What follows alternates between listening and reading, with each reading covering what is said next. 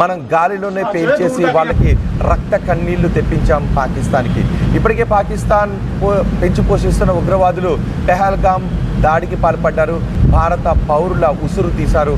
భారత స్త్రీల మంగళసూత్రాన్ని వాళ్ళు తెంచాలి అని ప్రయత్నం చేస్తారు. ఆ తర్వాత మనం ఆపరేషన్ సింధూర్తో పాకిస్తాన్కి సరైన బుద్ధి చెప్పాం. ప్రపంచవ్యాప్తంగా వంటని చేస్తాం. కానీ రగిలిపోతున్నటువంటి పాకిస్తాన్ భారతదేశం పైకి దాడులకు పాల్పడుతుంది. ఒకసారి మీరు ఆర్టీవీ స్క్రీన్ పైన మొదటి బాక్స్లో చూస్తున్నదే పాకిస్తాన్ భారతదేశం పైకి దాడులు చేస్తూ ఉన్న సమయంలో మనం S-400తో పాకిస్తాన్ చేస్తున్న దాడులను తిప్పికొడుతున్న దృశ్యాలను మనం చూస్తున్నాం. ఇండియన్ ఆర్మీకి పాకిస్తాన్ పైలట్ కూడా పట్టుబడ్డాడు. గతంలో మనం చూసాం మన పైలట్ అభినందన్ వాళ్ళకి పట్టుబడ్డప్పుడు మనం చాలా ధైర్యాన్ని ప్రదర్శించాం. కానీ ఇప్పుడు పాకిస్తాన్ భయంలో ఉంది. పాకిస్తాన్ పైలట్ భారతదేశానికి ఏం చెబుతాడు, పాకిస్తాన్కి సంబంధించిన ఏ కుయుక్తులను ఇప్పుడు పాకిస్తాన్ పైలట్ భారత ఆర్మీకి వెల్లడిస్తాడు అనే భయం ఇప్పుడు పాకిస్తాన్లో కనబడుతుంది. ఒక్కసారి మీరు ఆర్టీవీ స్క్రీన్ పైన రెండవ బాక్స్లో చూస్తున్నారా? నిన్నంతా కూడా జమ్మూ కాశ్మీర్ బ్లాక్అవుట్లో ఉంది. ఎక్కడా కూడా విద్యుత్ దీపం అనే లేదు. కానీ ఆకాశం వైపు చూస్తూ ఉంటే మాత్రం ఆకాశంలో పాకిస్తాన్ పంపించినటువంటి డ్రోన్లను మనం నేల కూలుస్తున్నటువంటి దృశ్యాలే ఆకాశంలో కనపడ్డాయి. ఇప్పుడు మీరు రెండవ బాక్స్లో చూస్తున్నదే దాడులకు మనం ప్రతిదాడులు చేస్తున్నటువంటి దృశ్యాలు. భారత్కి పట్టుబడ్డ పాకిస్తాన్ సైనికులు కూడా మీరు మొదటి బాక్స్లో చూస్తున్నారు. F-16 విమానాన్ని మనం కూల్చివేసిన తర్వాత అందులో ఉన్న పాకిస్తాన్ పైలట్ని మన సైనికులు ప్రాణాలతో పట్టుకున్నారు. నిజానికి ఇప్పటి వరకు మనం పాకిస్తాన్ భూభాగంపై అడుగు పెట్టకుండానే పాకిస్తాన్ ఉగ్ర శిబిరాలన్నింటినీ కూడా కూల్చివేశాం. కానీ పాకిస్తాన్ మాత్రం తన F-16 డ్రోన్లతో మన భూభాగం పైకి వచ్చి దాడులకు ప్రయత్నించింది. కానీ మన త్రివిధ దళాలు సమన్వయంతో పాకిస్తాన్ కుయుక్తులను మనం సమర్థవంతంగా తిప్పికొట్టాం.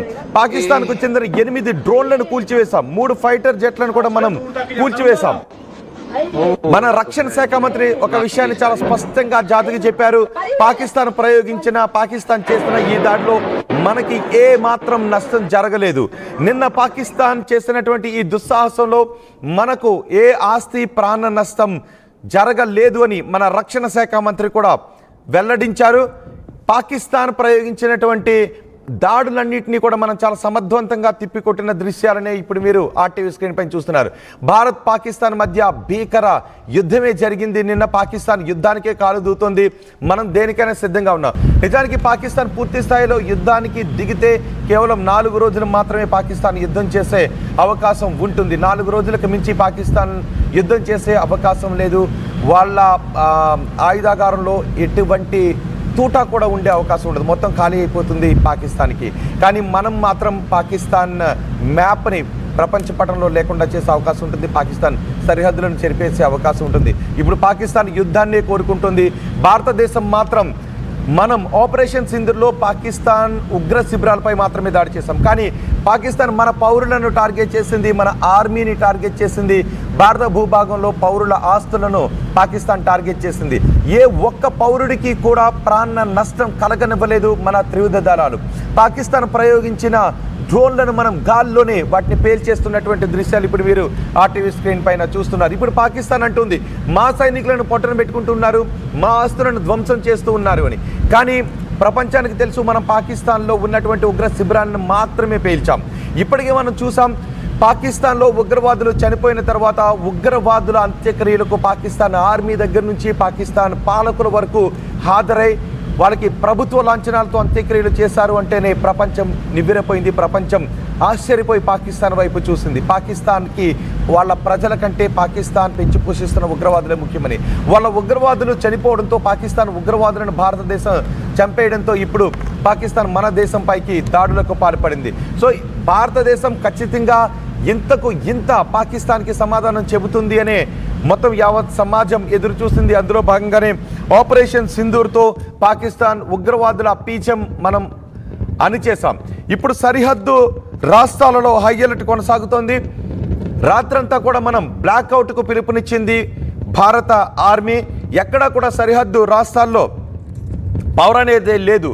ఎందుకంటే ఎక్కడైనా పవర్ ఉంటే, ఎక్కడైనా విద్యుత్ దీపాలు వెలుగుతూ ఉంటే వాటిని శత్రు మూకలు టార్గెట్ చేసే అవకాశం ఉంటుంది. కాబట్టి మొత్తం సరిహద్దు రాష్ట్రాలు జమ్మూ కాశ్మీర్ రాత్రంతా కూడా చీకట్లోనే ఉన్నాయి. పెద్ద పెద్ద శబ్దాల మధ్య వాళ్ళంతా బిక్కుబిక్కుమంటూనే ఉన్నారు. కానీ భారత ఆర్మీ మాత్రం ఏ ఒక్క ఫైటర్ జెట్ని కూడా భారత భూభాగంపై దాడి చేయనివ్వలేదు. ఏ ఒక్క మిసైల్ని కూడా భారత భూభాగాన్ని తాకనివ్వలేదు. మనం కూల్చేస్తే పడినటువంటి డెబ్రీస్ని మనం తీసుకొచ్చాం. ఆ డెబ్రీస్ని తీసుకొచ్చి వాటిని పరిశోధిస్తున్నారు. ఎక్కడెక్కడ ఆ డెబ్రీస్ పడ్డాయో, ఎక్కడెక్కడ ఆ పాకిస్తాన్ ప్రయోగించిన మిసైల్స్ పడ్డాయో వాటిని తీసుకొచ్చి పరిశోధిస్తూ ఉన్నారు. పాకిస్తాన్ చేసినటువంటి కుయుక్తులను భారతదేశం చాలా సమర్థవంతంగా తిప్పికొట్టింది. పాకిస్తాన్ రెచ్చగొట్టే ధోరణినే ప్రదర్శిస్తూ ఉంది, క్షిపణులు ప్రయోగిస్తూ ఉంది, ఆత్మాహుతి దాడులు ప్రయోగిస్తూ ఉంది. వాళ్ళ ఫైటర్ జెట్లను కూడా మన దేశం పైకి ప్రయోగించింది. మనం సరిహద్దు రాష్ట్రాలను జమ్మూ కాశ్మీర్, రాజస్థాన్, పంజాబుల పైకి వాటికి వదిలింది. గుజరాత్ను కూడా టార్గెట్ చేసింది. జమ్మూ విమానాశ్రయంతో పాటు సరిహద్దుల్లో ఉన్న పలు సైనిక కేంద్రాలను కూడా లక్ష్యంగా చేసుకుంది. కానీ ఎక్కడా కూడా మన దేశ భూభాగంపై దాడిని మనం చేయనోలేదు. మన త్రివిధ దళాలు కూడా పాకిస్తాన్ కుయుక్తులను తిప్పికొట్టాయి. జాతీయ భద్రతా సలహాదారు అజిత్ దోవల్ కూడా ఈ ఆపరేషన్ ని సమీక్షించారు. ఆయన మొత్తం పూర్తి వివరాలను ప్రధాని మోదీకి కూడా వివరించారు. పాకిస్తాన్ మాత్రం 15 చోట్ల దాడులు చేయాలని ఎంచుకుంది. 35 నిమిషాలు అయితే మాత్రం ఆకాశంలో భీకర పోరే జరిగింది. పాకిస్తాన్ వైపు నుంచి మిసైల్స్, ఫైటర్ జెట్లు భారత భూభాగం పైకి దూసుకొస్తూ ఉంటే మన త్రివిధ దళాలు INS విక్రాంత్తో సహా మన త్రివిధ దళాలు కూడా పాకిస్తాన్ ప్రయోగించినటువంటి ఆ మిసైల్స్ను గాల్లోనే తిప్పికొట్టింది, గాల్లోనే వాటిని పేల్చివేసింది.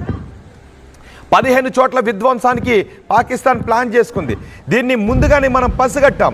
పాకిస్తాన్ కుయుక్తులను మనం ముందుగానే పసిగట్టాం. పూర్తి సమన్వయంతో మన త్రివిధ దళాలు పూర్తి సమన్వయంతో ఇంటిగ్రేటెడ్ వ్యవస్థతో మనం పాకిస్తాన్ కుయుక్తులను తిప్పికొట్టాం, విజయవంతంగా అడ్డుకున్నాం. అంతేకాదు పాకిస్తాన్లో పలు ప్రాంతాల్లో మనం వాళ్ళ ఎయిర్ డిఫెన్స్ వ్యవస్థను కూడా పూర్తిగా నిర్వీర్యం చేశాం.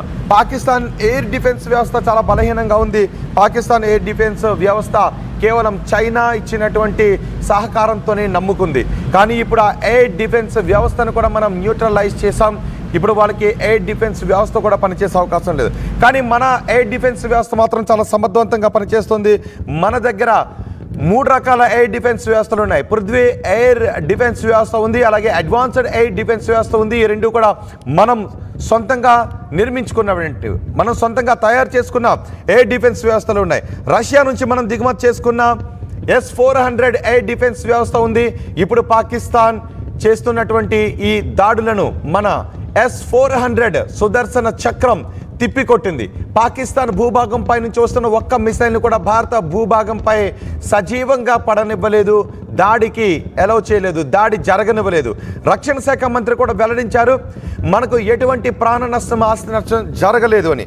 కానీ మన ఆపరేషన్ సింధూర్ని చేస్తున్నప్పుడు మాత్రం పాకిస్తాన్ ప్రయోగించిన మోటార్ దాడుల్లో కాశ్మీర్లో ఆ రోజు కొంత ప్రాణ నష్టం జరిగింది. కానీ నిన్న ఈ స్థాయిలో యుద్ధం జరుగుతున్నప్పటికీ ఎటువంటి ప్రాణ ఆస్తి నష్టం జరగలేదు. మొదటి బాక్స్లో మనం చూస్తూ ఉన్నాం.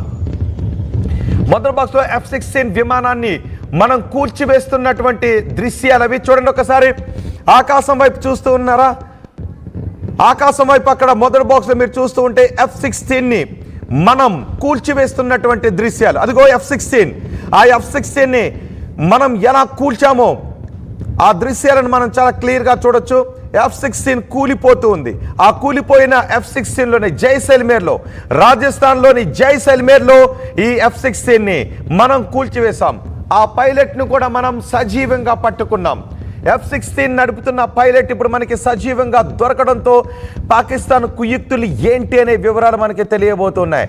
మనం పాకిస్తాన్లో ఉన్న ఉగ్రవాదులను అణిచివేస్తే, పాకిస్తాన్లో ఉన్న ఉగ్ర శిబిరాలపై దాడులు చేస్తే పాకిస్తాన్ మాత్రం మన పౌరులపై దాడులకు పాల్పడుతుంది, మన సైనికులపై దాడులకు పాల్పడుతుంది. ఇదిగో మీరు RTV స్క్రీన్ పైన చూడండి, భారత్కి పట్టుబడ్డ పాకిస్తాన్ సైనికుల్ని ఇప్పుడు మీరు RTV స్క్రీన్ పైన చూస్తున్నారు.